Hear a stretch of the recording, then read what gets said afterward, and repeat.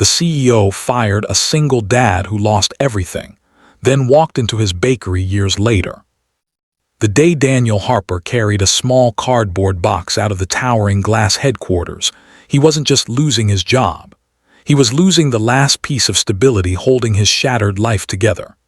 Inside that box were a coffee mug with his daughter's tiny handprint, a worn family photograph, and a faded notebook filled with dreams he had written years before. Behind him, the company doors closed without hesitation. Ahead of him waited unpaid bills, an empty refrigerator, and an 8-year-old daughter who still believed her father could fix anything.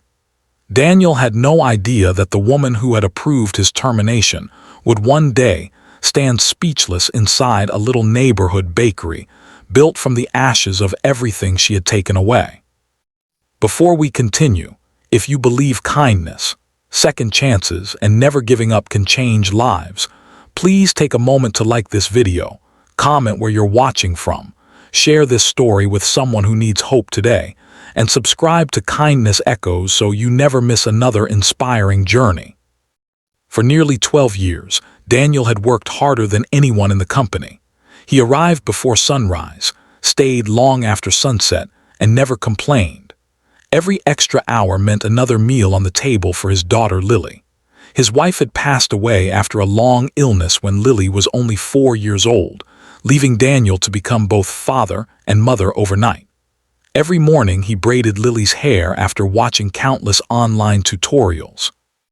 Every evening he helped with homework before quietly worrying about money after she fell asleep. His life wasn't easy, but it was honest, and that honesty gave him strength. When a new CEO named Victoria Lawson took over the corporation, everything changed almost overnight. She was known across the business world as brilliant, fearless, and ruthless. Investors loved her because profits climbed rapidly wherever she worked. Employees, however, whispered that compassion had never appeared on her list of priorities. Departments were cut, experienced workers were replaced with younger, cheaper employees, and loyalty suddenly meant nothing if it didn't increase quarterly earnings. Daniel never imagined his name would appear on the next list. One rainy Thursday afternoon, he received an email requesting an immediate meeting with Human Resources. His stomach tightened before he even reached the conference room. Victoria herself sat at the end of the polished table, surrounded by executives staring down at folders instead of faces. They spoke about restructuring, operational efficiency, changing corporate direction, and difficult business decisions. None of those carefully chosen words could hide one simple truth: Daniel was fired. He wanted to explain that he was raising a daughter alone. He wanted to tell them his rent was already overdue. He wanted someone to look him in the eyes and recognize the years he had sacrificed for the company. But he realized no explanation would matter. The decision had been made long before he entered the room. That evening he forced himself to smile while helping Lily bake frozen cookies from the supermarket. She laughed when flour landed on his nose, completely unaware that her father had only $38 left in his bank account. After she went to bed, Daniel sat alone in the kitchen staring at the tiny cookies cooling on the tray. For the first time in years, he cried. The months that followed became the hardest chapter of their lives. Applications disappeared into silence. Interviews ended with polite rejection emails. Savings vanished faster than hope.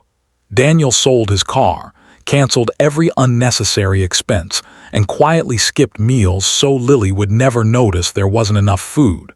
Some nights he pretended he had already eaten at work just so she could finish the last sandwich. Eventually, the landlord knocked gently on the apartment door with an eviction notice. Daniel packed their belongings into borrowed boxes while Lily hugged her stuffed rabbit, asking whether their new home would have flowers outside the window. He smiled through tears and promised it would. For several weeks they stayed in a small church shelter where volunteers served warm soup and treated every family with dignity instead of pity.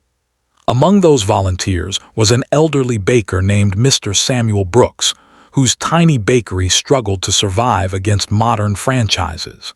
Samuel noticed Daniel always helped clean after meals, never expecting anything in return. One afternoon, Samuel invited Daniel into his bakery. The old building smelled of butter, cinnamon, fresh bread, and memories. Daniel hadn't smiled in months until warm dough rested beneath his hands. As a boy, he had baked bread every Sunday with his grandmother, who believed every loaf carried a little piece of the baker's heart.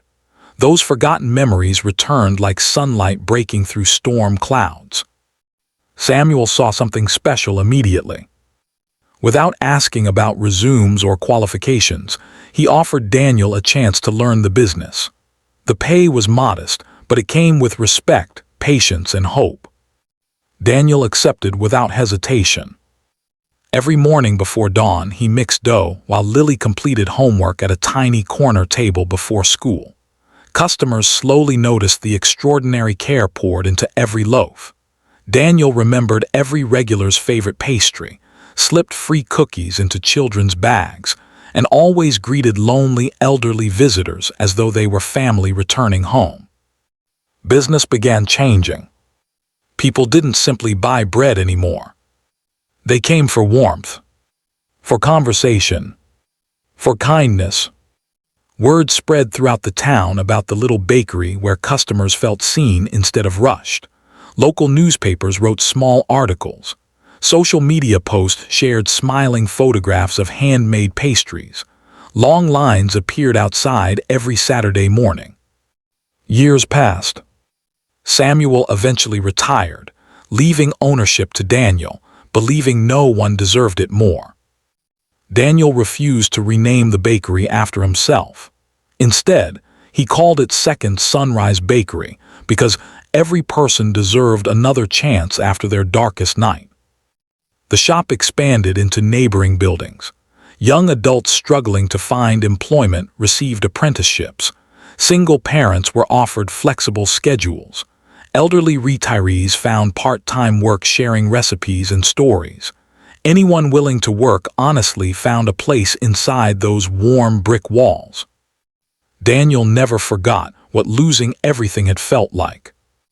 One crisp autumn afternoon, several years later, a luxury black sedan stopped outside the bakery. A sharply dressed woman stepped onto the sidewalk. Victoria Lawson. Time had changed her. The confident executive who once commanded boardrooms now carried visible exhaustion beneath her eyes. Economic downturns, failed investments, and public criticism had slowly dismantled the empire she once controlled. She had come to the neighborhood unexpectedly while meeting a financial advisor nearby. The inviting smell of fresh bread pulled her inside almost without thinking. She looked around at shelves overflowing with artisan bread, smiling employees serving customers, children decorating cookies at community tables, and photographs covering one wall showing local families celebrating birthdays, graduations, and holidays inside the bakery. Then she saw the owner. Daniel looked up from shaping dough. Their eyes met. For a brief second, years of memories filled the silence. Victoria immediately recognized him. The employee whose termination she had barely remembered had somehow become the heart of the busiest bakery she had ever entered.